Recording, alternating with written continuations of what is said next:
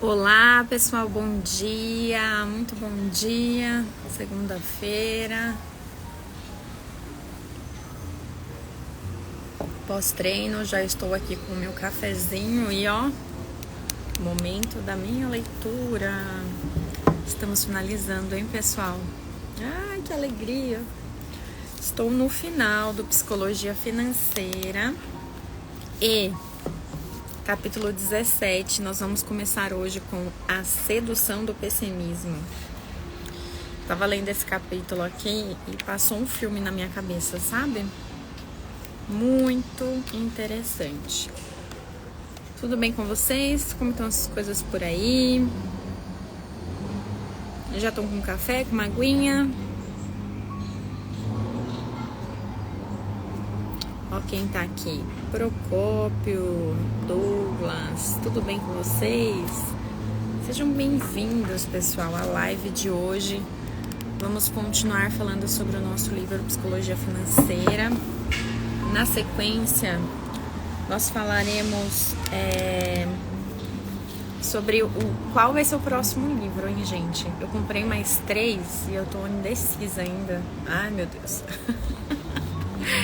Eu tenho a minha lista de livros desse ano, mas eu confesso que eu tô querendo ampliar, porque tá vindo vários temas interessantes aí. Vamos lá? Vamos começar?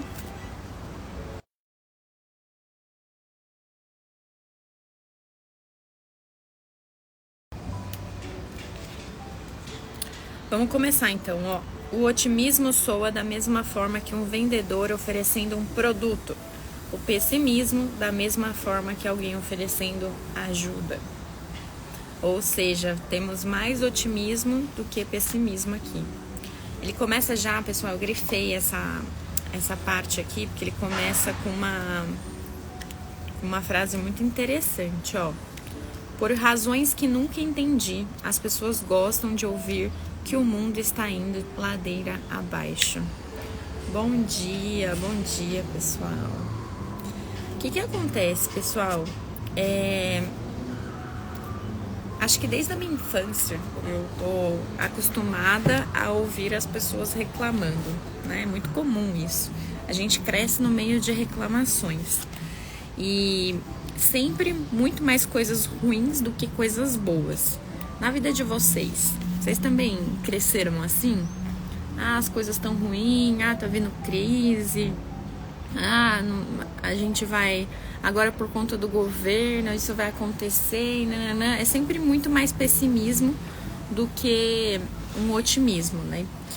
E o Morgan, aqui na Psicologia Financeira, né, nesse livro, ele traz alguns insights que explicam isso, né? Então tem aí algumas tradições que fazem esse comportamento acontecer. E aí ele fala assim, ó: o otimismo é a aposta mais comum, porque as coisas tendem a melhorar para a maioria das pessoas na maior parte do tempo. Mas o pessimismo, ele ocupa um lugar especial nos nossos corações. O pessimismo não é apenas mais comum que o otimismo, ele parece também bem mais esperto. E o que ele fala? Que os verdadeiros otimistas não são aquelas pessoas que acreditam verdadeiramente que tudo vai ser dessa forma, tudo vai dar certo. O nome disso seria complacência. Mas o otimismo, ele é a crença de que as chances de um bom resultado estão ao seu favor ao longo do tempo. Ó, tem um pessoal falando aqui, o Douglas, ó, sim, desde que me lembro foi exatamente dessa forma. Eu também. Então a gente cresce baseado no medo, na insegurança. E aí, o nosso primeiro relacionamento com o dinheiro, né, o nosso primeiro relacionamento com finanças, ele tem essa emoção negativa.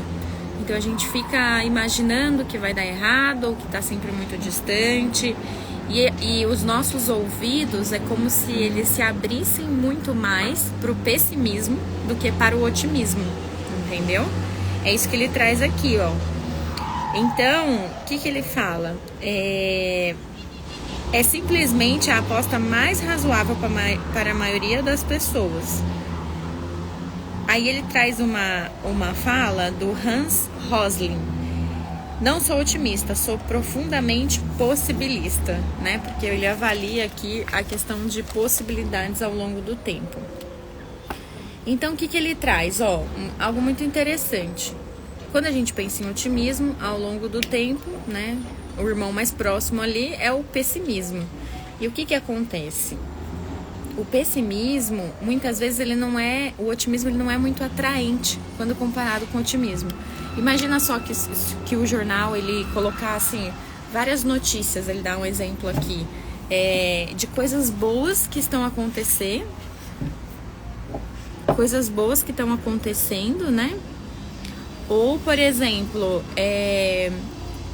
reforçasse os itens economicamente viáveis que estão acontecendo. Não seria tão interessante como, olha, tem uma crise, olha, tem um problema acontecendo, olha, você vai perder dinheiro, a ação está caindo. Isso gera muito mais engajamento do que o engajamento do otimismo. Então, isso que é interessante da gente avaliar aqui, entendeu? Porque quando você vai no profundo das informações, o que fica mais viável? Falar do otimismo ou falar do pessimismo? E no final das contas, quem está lançando a notícia, pessoal, não está preocupado em gerar um impacto bom ou ruim. Ele está preocupado com o engajamento. E aí está o grande problema com relação às notícias que você está se baseando, principalmente com relação aos seus investimentos. Achei isso aqui bem interessante. Bom, aí ele faz assim, ele fala o seguinte: é bom ser pessimista em relação à economia. Você pode até mesmo ser apocalíptico sem problema. A história está cheia de exemplos de países que experimentaram não apenas recessões, como completas desintegrações. Aí ele traz uma notícia aqui muito interessante, né? Ao final de 1940, o Japão ele enfrentou a derrota da Segunda Guerra Mundial, certo? E o país estava destruído em vários âmbitos: econômico, industrial, cultural e social, ok? Só que imagina que uma pessoa nessa época ele lançasse uma notícia falando que a expectativa de vida fosse dobrar no Japão, o mercado de ações dariam mais lucros do que poucos países poderiam ver, que ele ia passar mais de 40 anos sem desemprego e o país seria um líder mundial em inovação eletrônica. Aí ele traz mais coisas, que eles seriam tão ricos a ponto de possuir alguns dos imóveis mais valiosos dos Estados Unidos e que os americanos, inclusive, seriam os aliados mais próximos do Japão e tentariam copiar alguns dos insights econômicos. Naquela época, no final da Segunda Guerra, no Japão, se tivesse algum acadêmico japonês que tivesse escrito desse formato, ele ia ser taxado como o quê? Como um louco. O país estava sendo devastado por uma crise econômica, por uma crise industrial, cultural, social, mas tudo isso que eu acabei de falar foi exatamente o que aconteceu. Então, é impressionante a gente poder olhar um futuro mais distante e achar que as coisas elas não vão melhorar. Porque mesmo depois de grandes crises ou depois de guerra, olha o tanto de coisa boa que ele trouxe aqui com relação ao avanço, ao crescimento do Japão pós-guerra. Ó, o pessoal falando aqui, deixa eu ver. Sim, o Japão era gigante nessa época, é isso mesmo. E depois da guerra, um pós-guerra, ele ficou muito maior. Então é isso que ele reforça aqui. Então o que ele quer dizer? Que o pessimismo normalmente ele soa mais esperto. O que seria mais interessante para ele, para aquela época? Falar que as coisas iriam melhorar ou falar que as coisas iriam piorar? Pensa no jornalismo, pessoal. Pensa no que as pessoas reportam hoje. Que o jornal mais conta é notícia boa ou notícia ruim? O que vocês acham?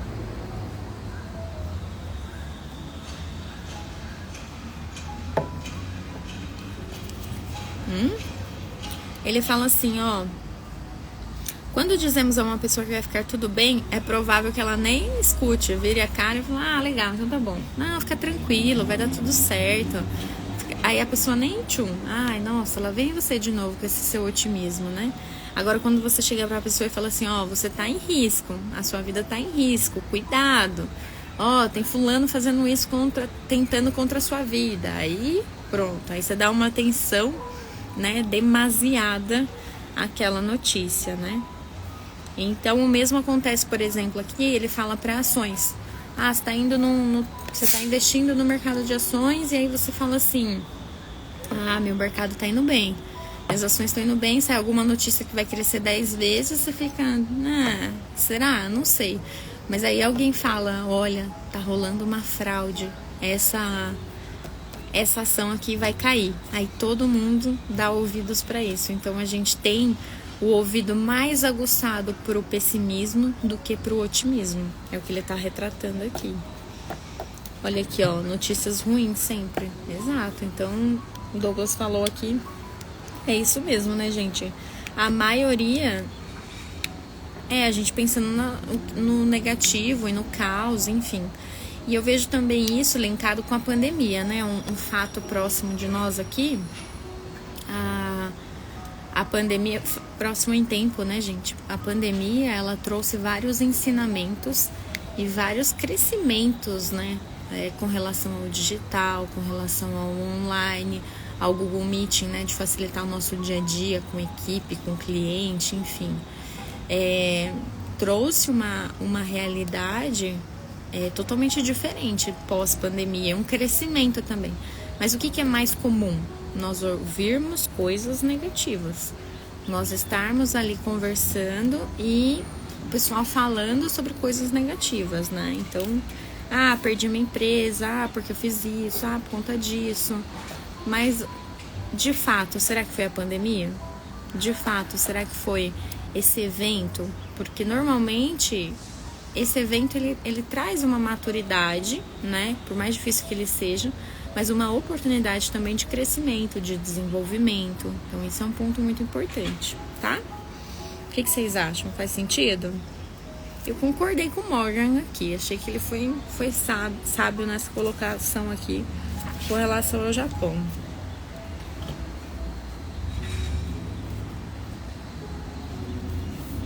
Aí ele traz uma outra fala que eu achei muito engraçada, ó. Diga que estamos caminhando para um crescimento dentro da média e ninguém se importará.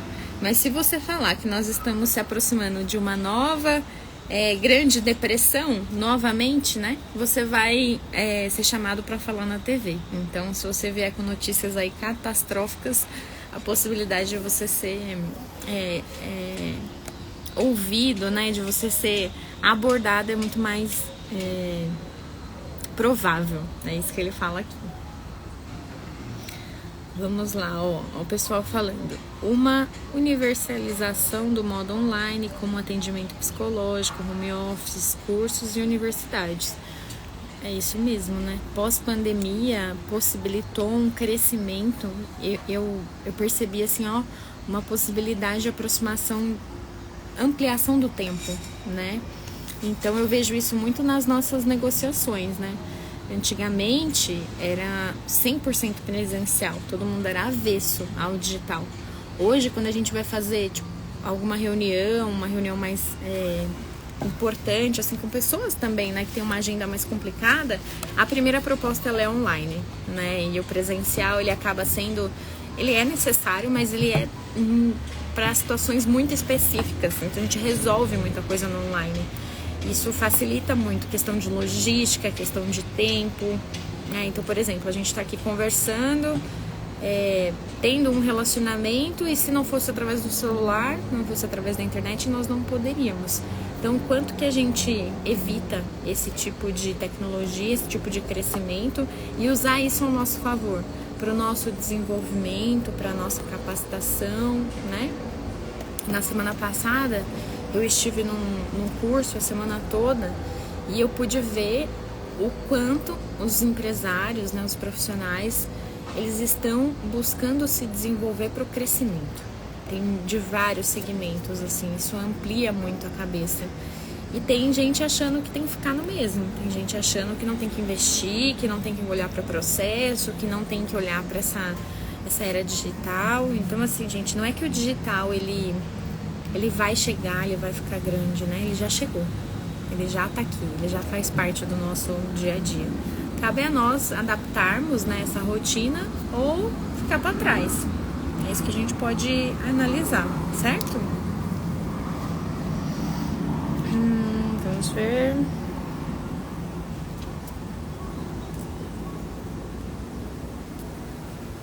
Aí ele traz uma outra fala do Hans aqui. O Hans escreveu aquele livro Factfulness. Todo grupo de pessoas que eu questiono acredita que o mundo é mais assustador, mais violento e mais desesperançoso do que ele realmente é. Em suma, mais dramático. O que ele quer dizer aqui, pessoal? Tem tanta coisa ruim circulando que às vezes a gente acredita de fato que tem mais coisas ruins do que boas, né? O Douglas falou, as pessoas têm resistência a mudanças, totalmente. Resistência à mudança, resistência a entender as coisas boas que estão surgindo, as oportunidades boas que estão surgindo, isso eu percebi também. E o que eu vejo, o que eu pude ver lá, por exemplo, nesses dias lá no curso? Tem muita gente se capacitando, se especializando, né? E outras que simplesmente ficam dando desculpas. Então, que lado que nós estamos, né? Dando desculpas ou estudando, usando o nosso tempo para fazer conexão, para poder ajudar um ao outro, para poder se capacitar, né? Ó, o que mais que estão falando aqui? As pessoas passam parte da vida achando que não consegue e a outra metade achando que é tarde para mudar. Isso mesmo. Eu vi tantos empresários no curso na semana passada, gente, falando o seguinte, a idade, né, na verdade. Primeira coisa que me chocou foi a idade das pessoas mais velhas com vidas estáveis, pessoal, assim, elas não precisariam estar ali, mas é uma escolha do desenvolvimento, sabe? Uma escolha de assim, ó, eu quero entregar o melhor para minha equipe, eu quero me capacitar.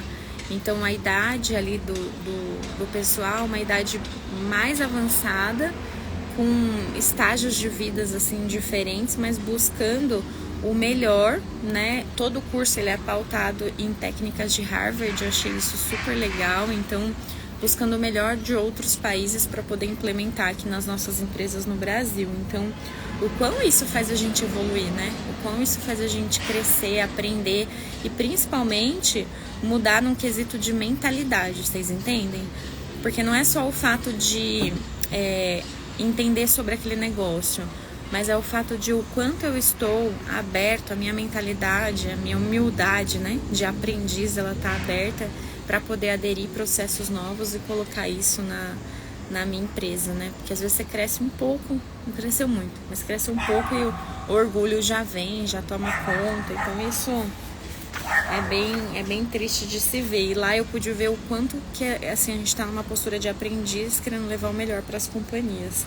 Achei muito legal. Fazendo sentido, gente?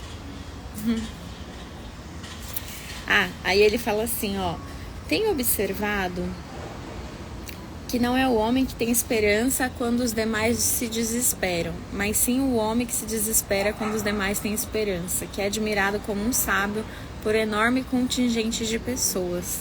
A questão é, por quê?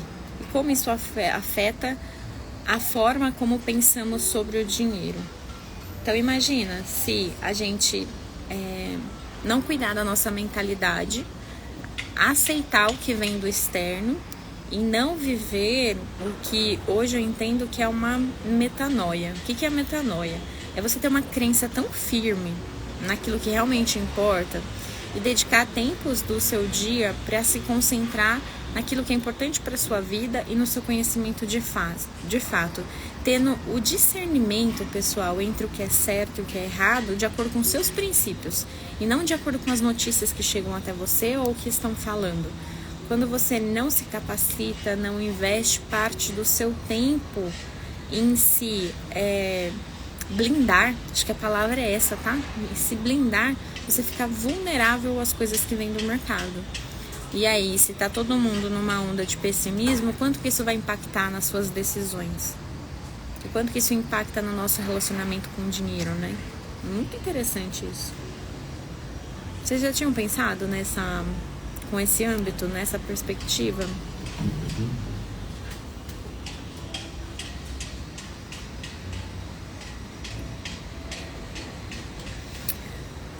Ele fala uma coisa aqui que eu achei muito interessante. Vamos repetir a premissa de que ninguém é maluco.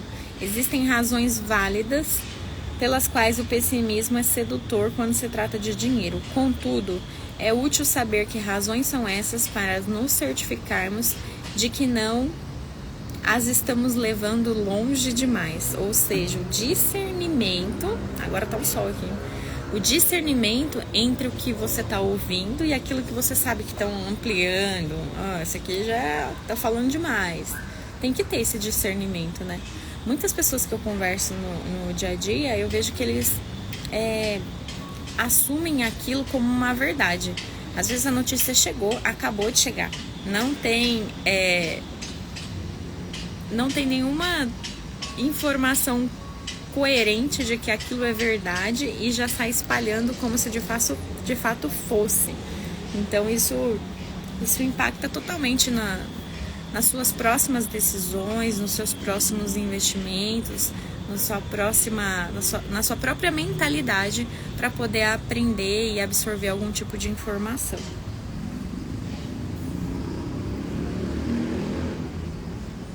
Vamos ver aqui.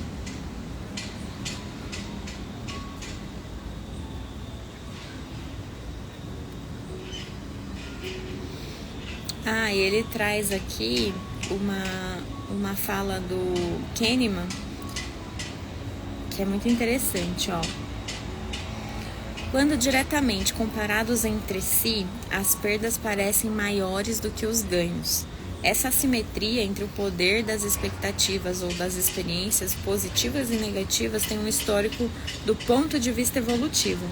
Organismos que encaram as ameaças como sendo mais importantes do que as oportunidades têm melhores chances de sobreviver e de se reproduzir.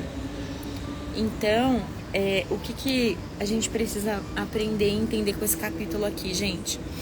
O equilíbrio entre o pessimismo e o otimismo, nem muito para um lado, nem muito para um outro, mas lembrando que a massa, né, o todo, ele tem um posicionamento que é mais pessimista. Então, tome cuidado com isso, tá? No capítulo passado, ele falou um pouco também sobre ser otimista demais. Então, o equilíbrio aqui, ele vai ser a chave para você aprender a não perder aquilo que você ganhou. A psicologia financeira, né, o livro num todo, ele fala assim, lidar com dinheiro tem mais a ver com emoções, com a parte psicológica, do que com a parte racional. E muitas pessoas acham que por lidar com números é racional. Então é sempre voltar para esse lado emocional e desenvolver isso.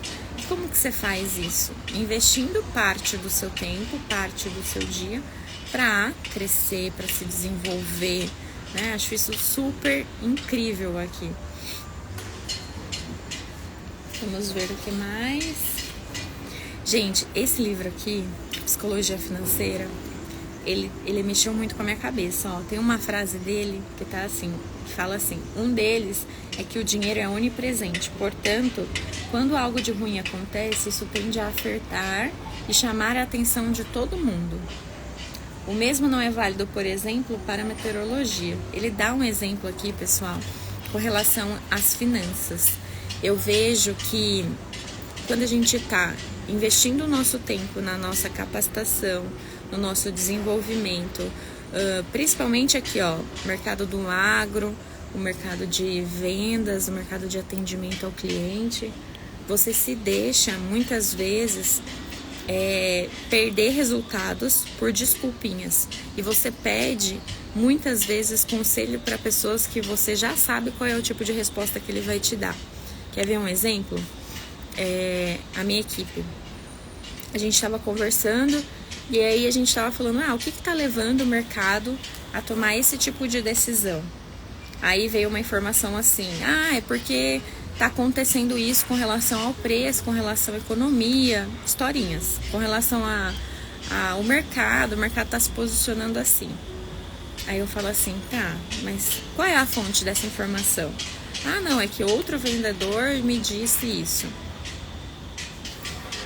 Gente, vocês percebem que é mais fácil a gente se apegar a uma fala pessimista do que de fato a gente curar aquele problema, a gente resolver aquele problema? Esse é um impacto, assim, extraordinário que eu falo. Então, olha o link que ele está fazendo aqui a finanças, o quanto você lida com isso. Você busca desculpas para falar que o resultado ruim que você está tendo não é culpa sua. Que o resultado ruim que você está tendo não é culpa do seu posicionamento, não é culpa do seu produto, da sua empresa.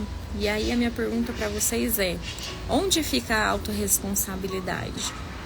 Onde fica aqui o discernimento de falar, não, talvez eu tenha que de fato olhar para isso aqui com outros olhos e não deixar essas historinhas ou esse pessimismo em massa afetar o meu negócio? Porque todas as vezes que você não tiver clareza sobre isso, vai impactar nas suas decisões. Faz sentido?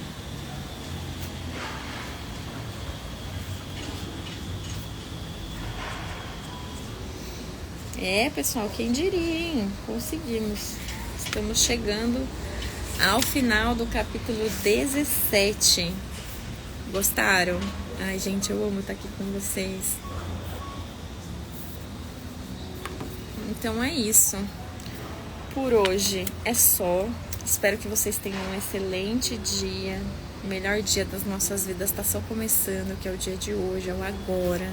É o que a gente de fato pode fazer de melhor. Aproveitem. Um ótimo dia para vocês. Espero que seja um dia abençoado. Obrigada a vocês, gente. Obrigada, Douglas, por esse tempo, que a gente possa fazer algo de diferente, levando insights do que a gente está aprendendo aqui para o nosso dia a dia, na tomada de decisões, certo? Um beijo grande, fiquem com Deus e até a próxima. Tchau!